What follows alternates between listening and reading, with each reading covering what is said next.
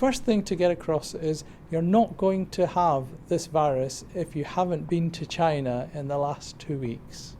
So unless you've been to China in the last 2 weeks, it isn't this virus, it's just the common cold, it might be the flu.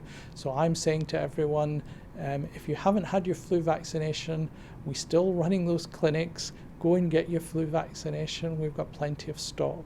If, on the other hand, you've had your flu vaccine, you've got a cold, the other thing that everyone in Gibraltar can do is carry out good hygiene practices. So what, if anything, is the GHA doing to prepare for this? So we're doing what you would normally expect any hospital to do. Have a look at whether we've got adequate stock, have we got adequate preparation, are the doctors and nurses up to speed in terms of our knowledge about this, and we're looking at setting up perhaps a website. The general advice we're giving people is stay at home, don't come to the PCC if you think you've got the coronavirus. Stay at home and call us, and then we will get back to you. We've seen reports in the British press that up to 10 people are being tested in the UK. So they've started screening in airports. Are there any plans to do something like that over here? You've got to ask yourself, what are you screening for? And the scanners at the moment see if someone's got raised temperature.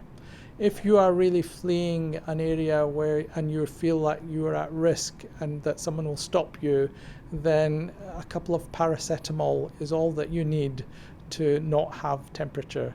Honesty is what will address this issue, not scanners. Of course, our Chinese community has grown over the years, and it's Chinese New Year at the moment, so many of them will be travelling to and from China. So have you had much contact with the community?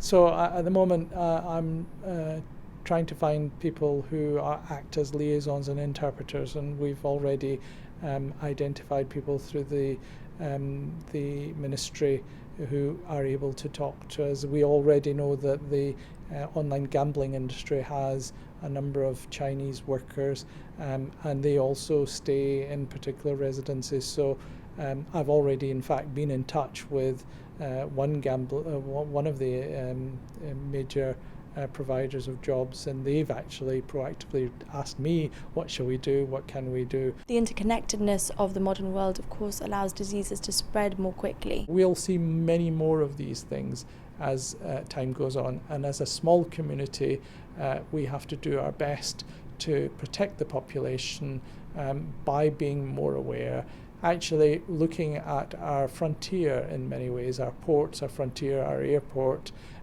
These are things I know I've been approached about already and I want to proactively work on. But the reality is this is the new world that's connected. There are many risks.